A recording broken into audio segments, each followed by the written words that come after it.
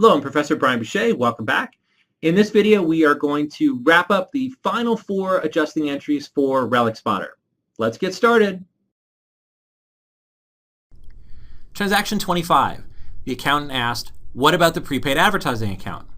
Recall that in transaction number 9, Park paid $8,000 up front on June 30th, 2012 for advertising through June 30th, 2013.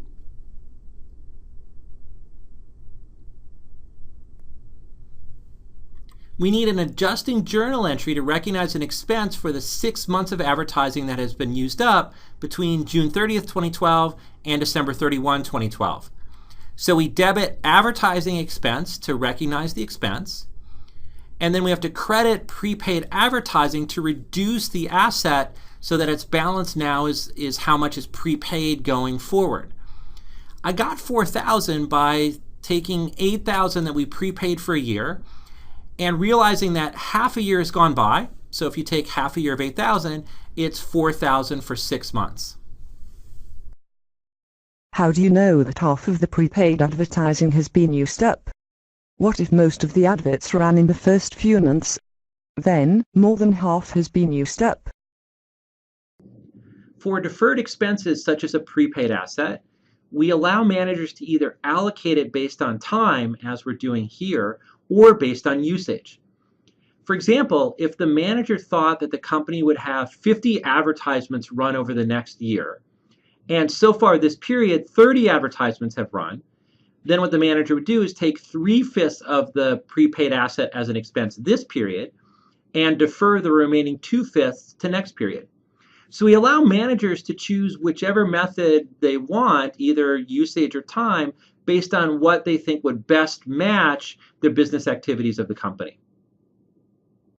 The tailors. If the manager can choose which method to use, then the manager could choose the one with the lowest expense. How do we know what the correct and true method is? I hate to break this to you, but there's often no true or correct way to do something in the accounting system. I often characterize adjusting entries as the creative writing part of the accounting system.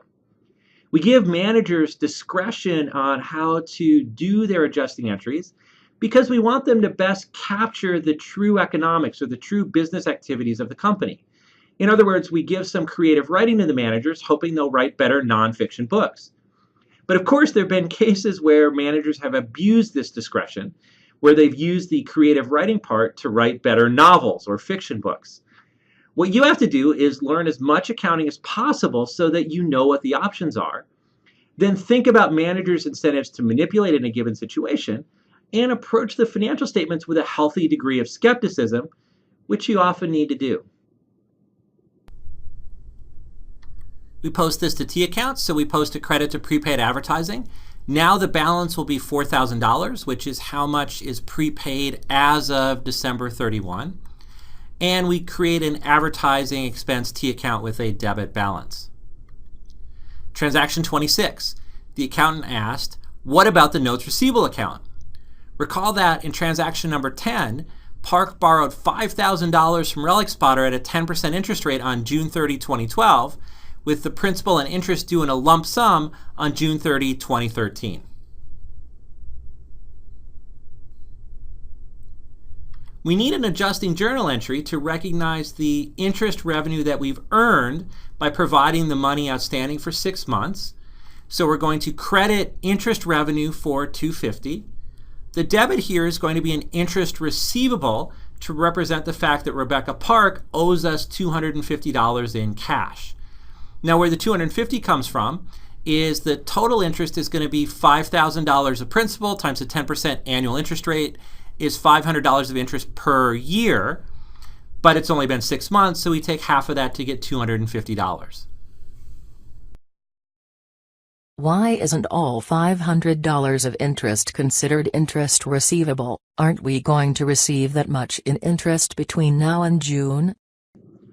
Actually, all $500 of interest is not necessarily receivable between now and June. Let's say Santa Claus brought Rebecca Park $5,000 as a Christmas gift. So on January 2nd, she decided to come in and repay the loan.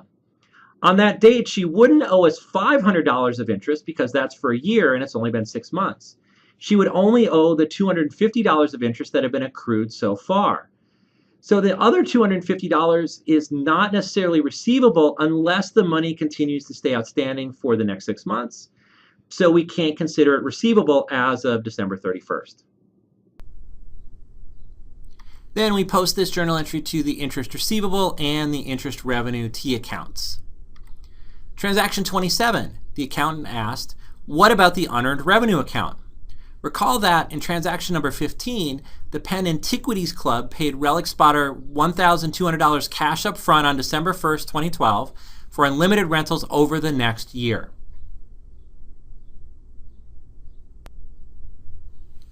We need an adjusting entry here to recognize the revenue we've earned by providing 1 month of unlimited rentals. So we credit rental revenue for 100. Part of our obligation has gone down by delivering 1 month of unlimited rentals, so we need to reduce our liability. We debit unearned rental revenue to reduce this obligation. Where does the $100 come from? We got $1,200 up front for a full year. 1/12 of a year has gone by, so we only recognize $100 of that $1,200 during the first month. Could this revenue be recognized based on the number of rentals, instead of based on time? But wait, with the contract allowing unlimited rentals, it would seem fishy to do this based on the number of rentals. Yes, it would seem fishy if the allocation was done based on number of rentals instead of time when you have a contract which provides unlimited rentals. Yeah, you see, you're starting to get it. It's important to understand what the actual business activities of the company are, and then you can see whether the accounting is matching those business activities. If the accounting matches the business activities, as it does in the Relic Spotter case, then you can continue to feel comfortable with managers.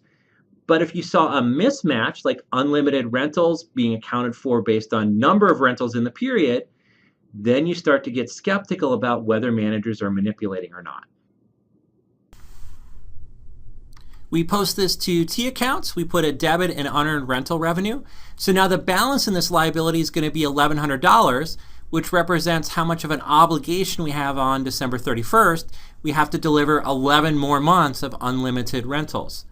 And then we add a credit to the rental revenue T account. Transaction 28.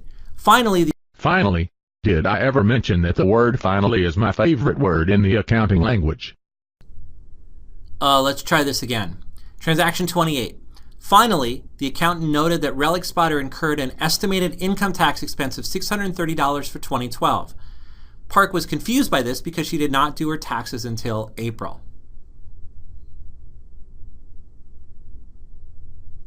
We do need an adjusting journal entry here. Even though Park's not going to file her taxes until April, she's incurred taxes by operating the business during 2012, and we have to show an expense because that's a cost of doing business.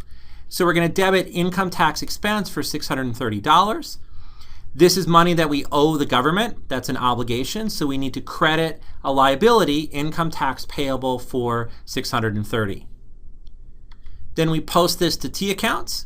We create an income tax payable so that we can show on our balance sheet that we owe the IRS $630 of taxes as of December 31. And we create an expense account, income tax expense, which has a debit balance. Pardon. Don't we have to do an adjusting entry for par value? I only showed up today because I thought you were going to discuss par value. There's no adjusting entry for par value. We only worry about par value when we issue new stock, but glad you came anyway. Okay, now that we've finished all the adjusting entries for Relic Spotter, all we need to do is learn about financial statements and closing entries, and then we can start doing the balance sheet and income statement for Relic Spotter. I'll see you next time. See you next video.